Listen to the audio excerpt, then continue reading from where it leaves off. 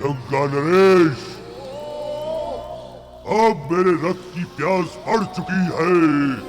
अब उस बालक और उस अंजन प्रदेश के वासियों के रक्त से मेरी प्यास बुझेगी। रक्त! हम तुम्हारे बल को भली भांति जानते हैं। ना तो तुम्हें वानर मार सकता है, न थाना, और ना ही मानव। कोई नहीं मार सकता तुम्हें, कोई नहीं। केसरी! अब ना तो तू बचेगा, ना ही तेरा मायावी पुत्र, और ना ही अंजन प्रदेश में रहने वाला एक एक वानर। समाप्त हो जाएगा सब कुछ, समाप्त, समाप्त।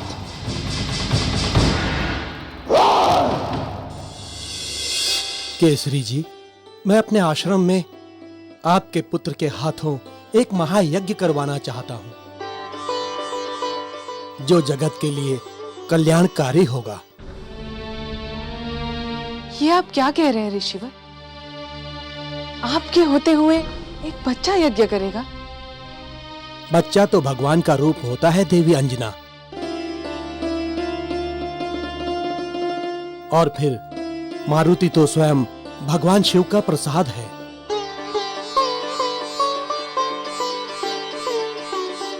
और आने वाले समय में इस यज्ञ का फल मारुति को ही प्राप्त होगा। ये तो प्रसन्नता की बात है। आप यज्ञ की तैयारी कीजिए।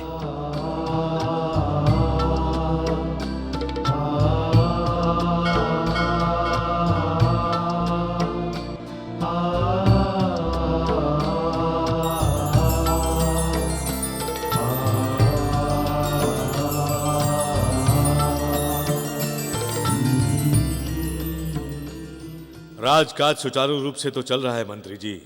जी महाराज।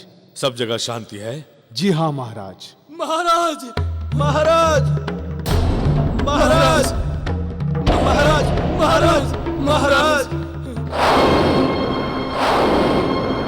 ये सब कैसे हुआ सैनिकों? तुम दोनों की ये दशा किसने बनाई? महाराज, हमारे राज्य में कुछ असुर घुस आए हैं। उन्होंने आतंक मचा रखा है महाराज। पूरे राज्य में आतंक मचा रखा हुआ है। असुर? क्या कह रहे हो तुम? हाँ महाराज, कल रात को असुरों ने अचानक हमारे गांव पर हमला कर दिया। घर घर मार काट मचा दी।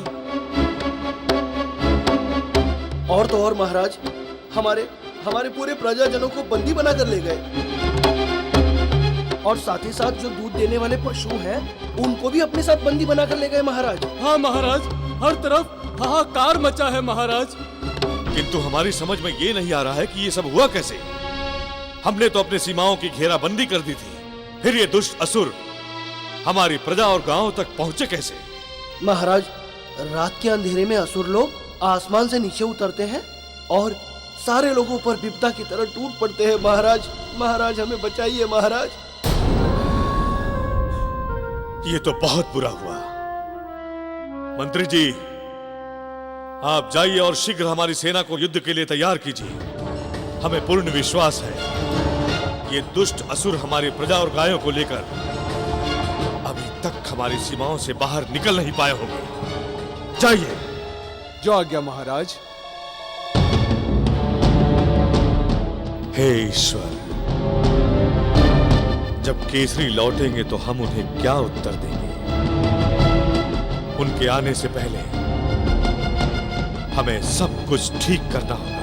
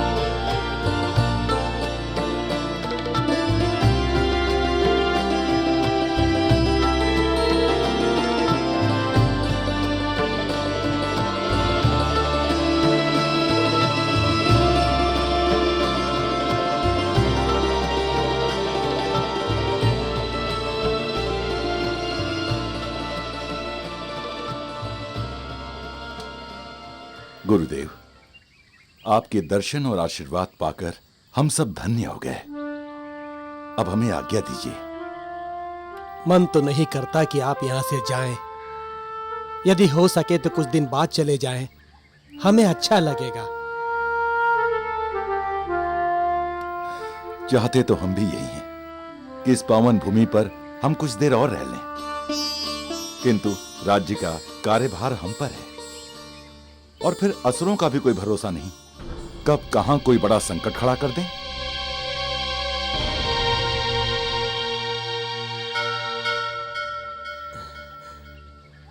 जैसी प्रभु की इच्छा।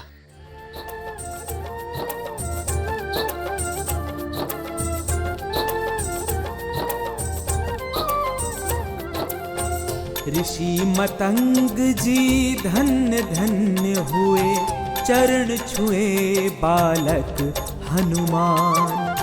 दर्शन देकर ऋषि मतंग को मारुति करते भक्ति प्रदान।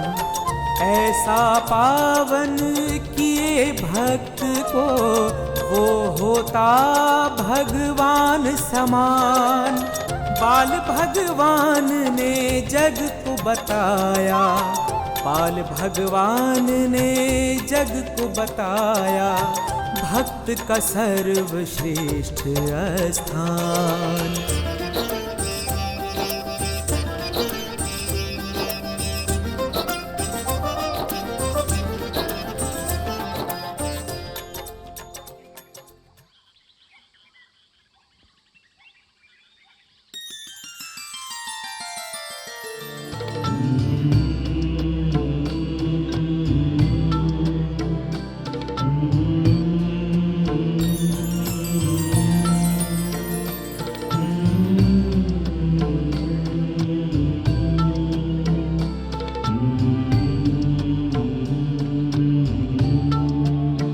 प्रभु, आपकी चरण धूलि से मेरी कुटिया पवित्र हो गई।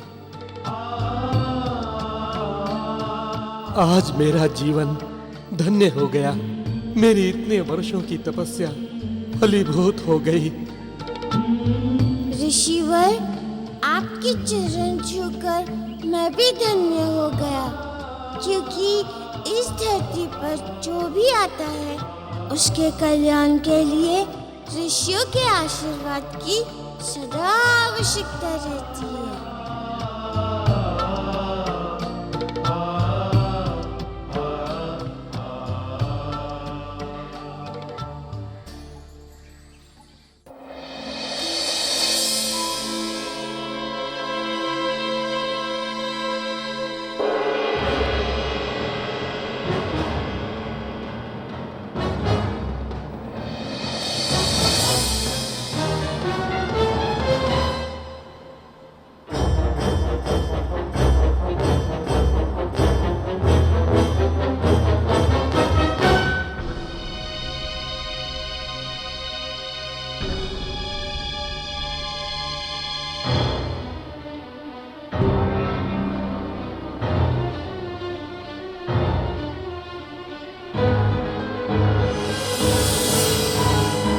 किसने किया है ये सब? अरे कोई है?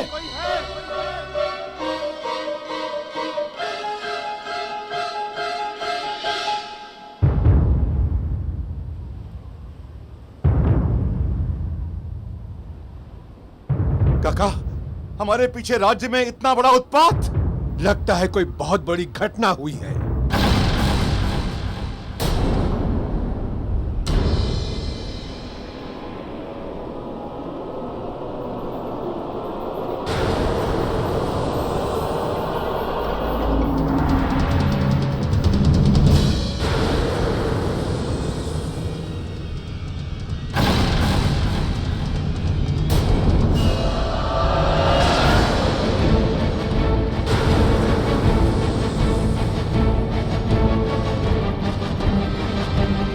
ये तो पैरों जैसे निशान दिख रहे हैं।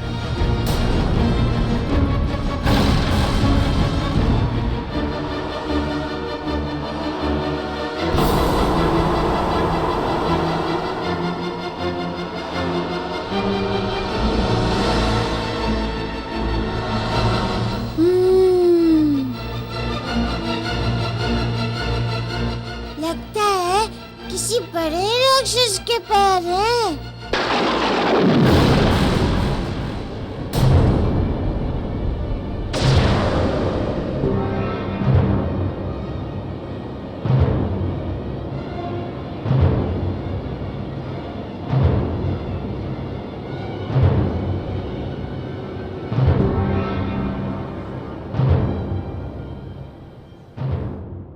ये कोई दैत्य हो सकता है।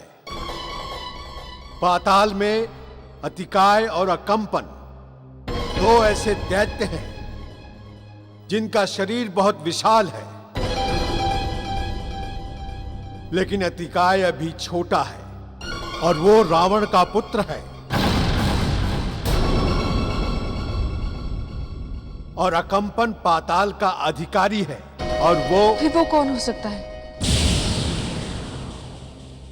हो सकता है जो भी हो, मुझे तो बस मारुति की चिंता है। कहीं वो नहीं अंजना, ऐसा कुछ भी नहीं हो सकता है। मुझे इस सब में किसी का षड्यंत्र लग रहा है, वरना वो मुझ पर आक्रमण करने के बजाय इन निर्दोष लोगों पर क्यों अत्याचार करेगा? पर वो है कौन?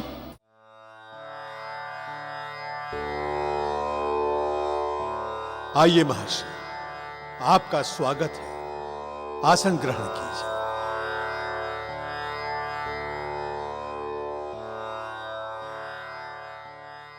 हे ऋषिवर, इस संकट के समय में आपकी जानकारी अति महत्वपूर्ण है। कृपा करके बताइए कि आपने क्या देखा? महाराज, हृदय को दहला देने वाला वो दृश्य जिसमें कितने लोग भय से मर गए।